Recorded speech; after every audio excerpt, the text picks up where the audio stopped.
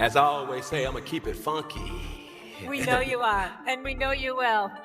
Stephen A., what does it mean to you as an HBCU graduate to continue our tour this year and be here today with this amazing crowd at Norfolk State? Well, it means everything to me. It means everything to me. I'm an HBCU grad, a proud HBCU grad. I know the talent that exists at HBCUs throughout this country, and I'm just one of the many that has helped HBCUs continue to climb and thrive. I can't thank y'all enough for the love and support. And my brother, I can't thank you enough. I'm so proud to have you here with me. He'll be with us every Monday and every Friday. And we are proud to have you, my brother, no doubt about it. Absolutely. So what do you think? Should we talk some football? Sure. Okay, let's get the show started. We are officially 1 week away from kickoff of the NFL season. The defending champion Eagles are set to face off against their division rivals, the Cowboys, with no extension in sight. It's still up in the air whether Dallas will have Micah Parsons on the field to help put pressure on the reigning Super Bowl MVP, Jalen Hurts. Hurts ranked 38th on ESPN's NFL Insider's top 100 players for the 2025 season, notably behind other quarterbacks such as Justin Herbert and second-year pro Jaden Daniels. Stephen A., let's talk about Jalen. What else does he have to prove? Well, I think the one thing that Jalen Hurts has to prove is that he's been underestimated and underappreciated. He is the reigning defending Super Bowl champions in terms of touchdown passes and TDs overall. He's second in the league over the last few years behind nobody else but Josh Allen. And he's registered as many touchdowns. The brother produces, he wins. He's been in 2 of the last 3 Super Bowls. He's got 6 playoff wins over the last couple of years. He's delivered the goods and has been worth every penny for the Philadelphia Eagles. Yet when we talk about top quarterbacks in this game, his name never gets mentioned.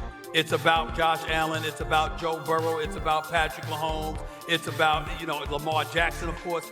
Well, I got news for you. Patrick Mahomes is unquestionably the best in the game. There are only 3 quarterbacks. That have beaten him in the postseason. One is Tom Brady, one is Joe Burrow, and the other is Jalen Hurts. We need to recognize that. That's all I'm saying. Question: what does Hurts have left to prove? Understand this, and I'm pretty sure there's a lot of Eagles fans that's tuning in right now. That's cool. Respectfully, I had to remind you that Nick Foles also won a Super Bowl. Agree.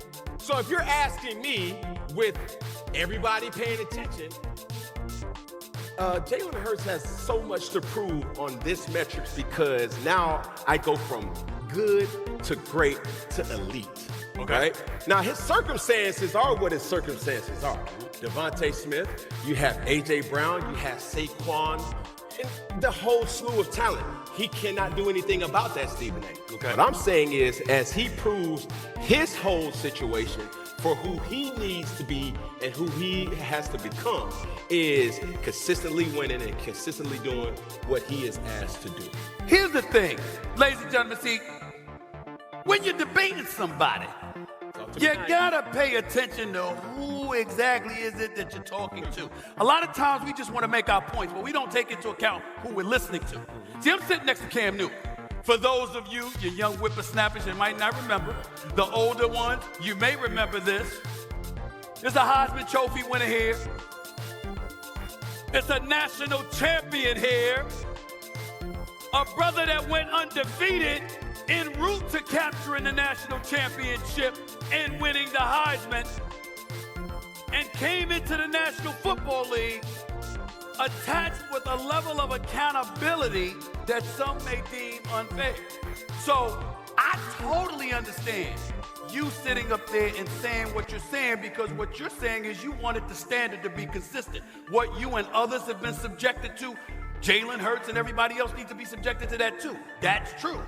But we also have to maturate to the modern era from the standpoint of there's a lot of cats getting shined that don't deserve it because they ain't do what Jalen Hurts did. And at some point, your resume matters. And this man is a champion who wins when it counts, produces when it counts, and oh, by the way, what way do you want him to do it? You want him to throw? Fine. You want him to run? Fine. It don't matter. He's going to do it. When you do it like that, and I know that I can count on you when it's time, that matters to me. Cam, can I ask you a question? Please. Because Stephen A. just talked about how phenomenal you were. I'm just curious, do you salivate at what you would have done with a team like the Philadelphia Eagles with your talent? See, we getting too personal. No, but in this... Well, honestly, what do you think you would have done with that type of talent on both sides of the ball? In the famous words of Kanye West, I guess we'll never know. Because I just don't have that to have. I think when you talk about what Jalen Hurts is and what he means to his team, there's undeniable who he is. Jalen Hurts is a model American citizen. He's a perfect example of what a black man should be as the epitome of what he represents or what he stands for, right? That's not denying what his reality is for who he is on his team. Right? So when I get to dissertate, right, or if I get to give analytics and my perspective of how he plays, it's not what he's asked to do that makes him elite. That's my opinion. When I'm looking at the quarterbacks on my team or my top 10, listen, people always love to debate that. I don't think Jalen Hurts is the best top 3 to top 5 players on his team. Right. You see what I'm saying? Well, respectfully. Right. But this is the thing too. I do not think that Jalen Hurts is asked to do what other quarterbacks is asked to do. And do you blame him for that? Or do you blame the circumstance for that? Because to Stephen A's point, when he has been asked to throw the football, he's been able to throw the football. But you're saying he's a victim of his talent, essentially. That's all I'm saying. There's another thing that I want to say to everybody here while Cam is sitting next to me. It's very important. What we have to do, and like, you are entitled to have your criteria. Yes, sir. Right? And your feelings based on your criteria. As long as you articulate it to the masses and everybody know where you're coming from in terms of who you got ranked and why, that's cool.